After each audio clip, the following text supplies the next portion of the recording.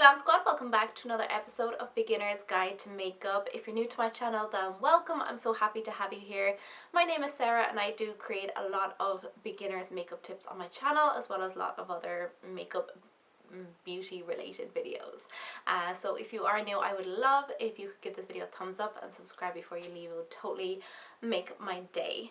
So in today's beginner's guide to makeup, I'm going to do things a little bit differently. So I just wanted to sit down with you today. I wanted to talk about foundation. I get a lot of foundation questions, so I kind of just want to sit down and talk you through it. This video is going to be a little bit more relaxed, a bit casual, and probably longer as well.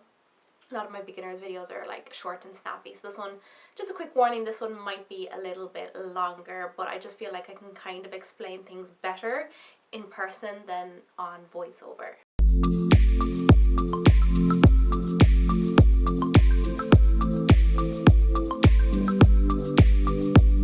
When it comes to foundation, I know it can be very overwhelming. There's like so much to think about and people just get really flustered and overwhelmed. So to break it down for you, there's about 4 things you want to think about when you are looking for your foundation. So your first one is your skin type. Are you oily? Are you dry? Do you have mature skin? Do you have combination skin? And that's going to help you when choosing a foundation for you. So for example, if you have oily skin, your needs are different to someone that would have dry skin or mature skin. So oily people, oh my god, people with oily skin, I recommend going for something that is water-based, so you're not having too much heavy oils on the face. If you have dry skin or mature skin, I'd recommend staying away from foundations that are very heavy. Usually these are matte foundations or full coverage foundations. I myself, I can't use them. I can use full coverage foundations, but I do find they can look very powdery and very aging on my skin. So I would kind of balance it out with my primer. I might use an oil-based primer and use a different application technique or apply less product to kind of balance that out. But for the most part, hydrating foundations suit my dry skin the best. Particularly if you have mature skin, picking something that's quite lightweight and dewy is going to look much more flattering on your skin than something that's matte and really heavy and full coverage. So the second thing, and something that people really do find overwhelming, is their undertone. And I want to say to you, just like, don't focus on it too much. It's there as a guide, but don't allow it to drive you absolutely mad. I get people and they're like, I just don't get it. It really isn't that deep. It's just there to help you when choosing your foundation. So foundations have cool, warm and neutral undertones. If they're warm, it means they have yellow undertones in them, and usually someone that has quite olive skin or a darker skin tone would have yellow undertones in their skin. So the best way to figure that out is to think about you in the sun. Do you burn or do you tan? Usually people that tan have a warmer skin tone or undertone and would be quite yellow undertoned. If you are very pale and you just burn to a crisp in the sun, you never tan, and you have freckles, more than likely you will have a cooler undertone, so you'll have like pink or blue undertones in your skin. And then lastly is neutral, where you're kind of in between, so if you're a little bit of both. So maybe in summer you do tan, in winter you just get very, very pale and you can look very pink or blue toned. I'm neutral and most people are neutral, so that's why I'm saying don't overthink it. It is handy to know because I have seen people that have very, very cool tones.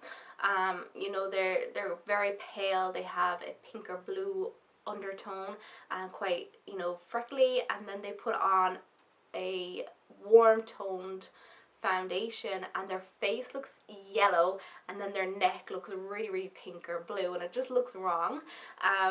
But other than that, you know, don't overthink it. I'd say when in doubt, just go neutral. That's your safest bet. I always go neutral.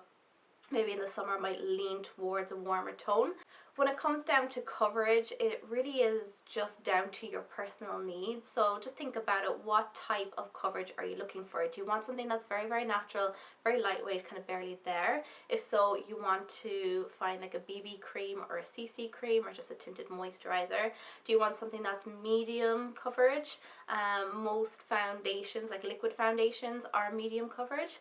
And then if you want something that's like full coverage, you're going to want something that's quite mattifying. When I was in training for full coverage foundation, we'd always recommend creams because you can build up the coverage in them.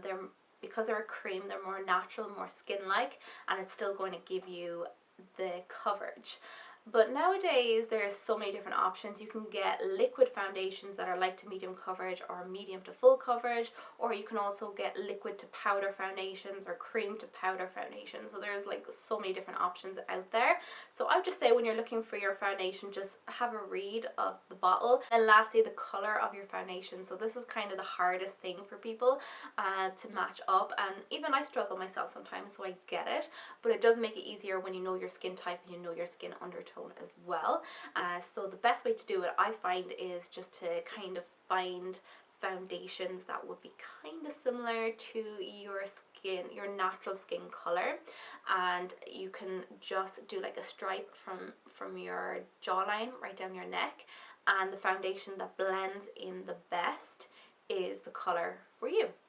Now, another thing you can do is pick up two foundations. So this is usually what I would do. I'd have a lighter foundation and then a darker foundation. So the darker one is for days that I'm wearing tan, and the lighter one is for days that I'm pale, and then if I'm in between, I can mix them. You could also get droppers, like you can get brown droppers and like white droppers, and you just drop them into your foundation, so it will lighten it or darken it. And that is another way of just kind of like saving money and just buying one foundation and mixing and matching as you change color naturally during the year. That sounds so weird. I know you don't change color, but you know, all of us, we like, our skin tone or natural skin color is going to fluctuate throughout the year because of sunlight and lack of sunlight, especially in lockdown, lack of vitamin D. So yeah, it is handy to have two different color foundations, and you can mix and match to suit you. I know it's hard to, like, you know, usually if you're going into a drugstore, a lot of them don't have samples anymore, especially with COVID, and it is a lot harder to pick out a foundation. You can't be like standing in the shop, and usually you'd have makeup on as well, and you can't really like stand in the shop and like put foundation on you. So I kind of just know now from like years of experience, but if you do have one foundation that you really do like, I would go to foundation.com and you put in the brand of foundation and the color, and it will show you what color you are in other brands. So I think that's really handy. There's a really good option. I know when I was picking out foundations for my sister-in-laws, I used that, and it was really handy because it's so hard picking out foundation for someone else as well. I have a couple of different types of brushes here. So we have the stippling brush, and I actually just spot clean these really quickly so they're a little bit damp. I just purchased the most amazing brush cleanser ever, like a spot cleanser that kills bacteria and like literally cleans your brushes instantly. So I'm going to share another video on that soon. But yeah, this total game changer, because I'm like sick of washing my brushes after every video I film. So this is a great way. It's actually bad for your brushes as well to overwash them like that. So this product is literally a game changer. I can clean them in between uses and they're dry instantly, and it kills all bacteria. Amazing. Okay, so see, this is why I don't do talking videos that often, because I'm just like blah blah blah blah blah blah. Okay, so we have our stippling brush, okay, and stippling brushes are amazing for like full coverage foundations. So you just kind of want to basically, you're kind of stamping it into the skin. So by doing that, you're kind of building up the coverage of the foundation, and then you can kind of swirl it. So that's going to help it blend it into the skin. So you're like stippling and then swirling. So you're going to get a really beautiful full coverage by doing it that way. Then we have the flat brush, which not many people use anymore, but if you have very dry skin, so maybe you have a skin condition like eczema or dermatitis or oh my god, psoriasis. Oh my god, totally went blank there.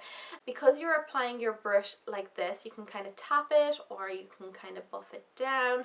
You are not irritating the skin like you would a stippling brush, because when you're like buffing and blending, you're actually going to rub the foundation into any dry patches you have or any sensitive areas, and it's just going to make your skin look really dry and flaky. So you have a lot more control when you do use a flat brush. You can kind of pat in areas you want a little bit more coverage, and you can kind of like just kind of rub around any dry patches. And also, if you have like a lot of downy hairs in your face, if you're like buffing the foundation into your skin, it's going to like get stuck into those hairs. So by using a flat brush, you're going to like start to like flatten the hairs down, so it's not going to like get stuck into it and kind of look like patchy. So just like you're just kind of like flicking the brush down. I think it's such a beautiful brush, and it's so like people forget about it. I actually saw a couple of videos where people were like, don't use a flat brush. I'm like, why? Like there's so many good uses to a flat brush. Then we have a sponge, which is probably one of my favorite ways to apply foundation. I think this is great for everyone really. You would use it wet, so you put it under the tap, and once it gets wet it like swells up. So you can get different types of sponges as well. You can get soft sponges, or you can get sponges that are a little bit harder. The hard ones are great for like cream contours and stuff, but for foundation I'd recommend the softer ones. And literally all you do is put a little bit of foundation on the back of your hand, dip in the sponge, and then just kind of pat it like this. So again, you're kind of stippling as well, so you can build up the coverage. I feel like the sponges like soak up a lot of the excess product, so you're not applying too much product on your skin. The foundation is going to feel lighter and sheerer, and it just feels really nice in the skin. It's really cooling as well. So I definitely recommend a sponge. It's definitely one of my favorite ways to apply foundation. And then lastly, a powder brush. And I recently learned a technique that has been a total game changer for me. So I would do this if you want a full coverage finish, or if you want your foundation to last you like literally a whole entire day. So what you do is you put your foundation again on the back of your hand. I'd always recommend putting it on the back of your hand because you have more control over what you put on your face then. I feel like if you apply it, like you can put it on the back of your hand and then kind of dot it in the areas that you want it, and you can kind of have more control over it that way. But I've seen people and they like pump the foundation into their brush, or they pump it on their face, and I just feel like you'd be left over with a lot of heavy product. You might have too much on your face, you can't really take it off, and your face just might feel a little bit like heavier and wetter after you apply your foundation, if that makes sense. So I just feel like you have more control when you put it on the back of your hand. Also, it damages your brushes as well if you're like pumping your foundation into it, because it's like getting stuck right deep into the bristles, and it makes it so much harder to clean as well. So you want to like pat your brush into the foundation, and I would hold it at the end of the handle as well for this technique. And what you want to do is literally just like tap. You're literally tapping the foundation on, and I would do like section by section. So I would stay here, pat, pat, pat, pat, pat, pat, pat, and then move up, pat, pat, pat, pat, pat, pat, and then kind of dip in, pat, pat, pat, pat, pat, pat, kind of go back and forth, but do like each kind of section as you move up. So the patting motion is actually going to set the foundation and also blend it into the skin. So again, you can build it up. Like if you say, oh, I want a little bit more coverage, go back in, pat, pat, pat, pat, pat. So you're kind of building up the coverage that way. And while you're patting, you're setting the foundation, and it's going to give you a beautiful full coverage finish, and it's going to be already set before you even go in with any powder. So I think that's amazing, especially if you have like oily skin. You know, setting the foundation like that is going to be very beneficial for you, instead of going into like your powder with like wet foundation. You know, when you apply too much foundation and your face feels wet or damp, and then you go in with a dry powder, it's going to kind of coagulate, if that's the word, or if I'm pronouncing it correctly, and it can kind of look like like clumpy, and that's why. It's because you're applying like wet foundation and like dry powder, and it's just like clumping together.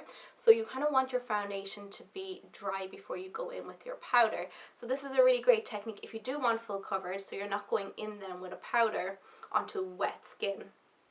So it's like, it's setting it. And also I found this out from another makeup artist, Max, I think it's their face and body, no it's not, it's their Studio Fix foundation, I think. They actually have, I don't know the technical side of it, but basically it has like a powder like built into it. So by using that tapping motion, it's actually like turning it into a powder. So it is like setting it by doing that technique. So I thought that was really cool as well. This is only a technique that I've learned recently through another makeup artist, so I just wanted to share it with you guys. But I don't know if I can do my foundation any other way now. I absolutely love it, and like I said, you have so much more control. So like I can go back to the areas that I want and build up that coverage, or like around my drier areas like my cheeks and stuff, I'd apply less product on my forehead. So I've just really been enjoying doing my foundation that way. Okay, so just there really quickly, I just swatched some foundations. So I have tan on now, so I want to match up my neck. So usually this is the colour I use, but because I have tan on, you can see this one is probably the one that's going to match my skin the best. This one's a little bit too warm. This one is too ashy, too cool. Like that's my natural color. Ignore my pink cheeks now because I've been talking. I'm like burning up. I'm like blushing. You guys are making me blush. So I would be more inclined to go for the third color here. So I'm actually using a new brand of foundation. These were sent down to me in like a PR box by a Polish company. So it's called Peas Cosmetics. They sent me down a couple of different foundations, and I've actually really liked them, and I haven't heard of the brand before. If any of you have tried any of their products, please do let me know in the comment section, because I'm very intrigued now. They said they were going to send them down to me to try them out, and to be honest, I wasn't kind of, you know, expecting anything. I was like, it'll be grand. But oh my god, I actually really like them. I've done a few looks with them now, and I can tell when I use that foundation my skin is a lot more like glowy. I have tan on now, so the foundation color I went with was a 30N light beige. So this is like the L'Oreal True Match, where you have your cool, your warm, and your neutral, which again is so handy when picking out your foundations. It has an SPF of 10, and it's a 12-hour long wear foundation. It's also vegan as well. So what I'm going to do is just put a little bit on the back of my hand, like so. I think this was the right colour I picked anyway. Yep. So I'm going to be using the fluffy brush for this. I'm going to show you what I mean. Now this technique does take longer, but oh my god, it's so worth it. Okay, so you want to start in your area and just tap. This is so cool as well. See that, how that cheek has gone really red? I feel really hot, and then this cheek is not. How weird. Okay, so we're gonna focus here. Tap. You can like flick it down. That's why it's great to hold your hand at the end of the handle, because you can kind of like feather it over areas as well. That will just help you blend it out. So pat. So this definitely does take longer, but it lasts so much longer as well and looks so much better in pictures. Okay, so you see there, I'm just kind of going up now. That was just one dip of foundation. I'm gonna go in, get a bit more, go back to this area. Pat. It feels amazing as well. It's kind of like therapeutic. Pat. It smells really nice too. It smells like, I don't know, kind of florally. It's a really pleasant smell. You can see there like how much coverage is in that, but it still looks very skin-like and glowy, I think anyway. It is a little bit lighter than my neck, but that's okay. It is the same undertone, it is just slightly lighter, but you can always add colour and warmth with your bronzers and your blushes later. But if I went too dark, I would look really orange, and you can't really take away colour unless you just take off your foundation and start again. So that's something just to keep in mind as well, something particularly if you're wearing tan. So don't worry too much, you can always warm up the foundation. Once your undertone matches, I feel like you can, you know, really warm up your complexion. You could always add in a little bit of a liquid bronzer as well. So if I felt like this was the only foundation I had and I felt like my face was still way lighter than my neck, I could get a liquid bronzer and like buff it in as well, and that's just going to add a little bit more warmth. So this is how it looks when I have everything done, my blush, my bronzer and my highlight. You can see that everything just blends so much more beautifully now. So yeah, I hope you enjoyed this really long foundation video. I hope you found it helpful. I just felt like I just needed to sit down and talk to you guys a little bit more in depth about foundation because it's a little bit more complicated. Don't forget to subscribe before you leave. It will totally make my day and it will really help my channel grow. I love you guys so much, and I hope I get to see you in my next video.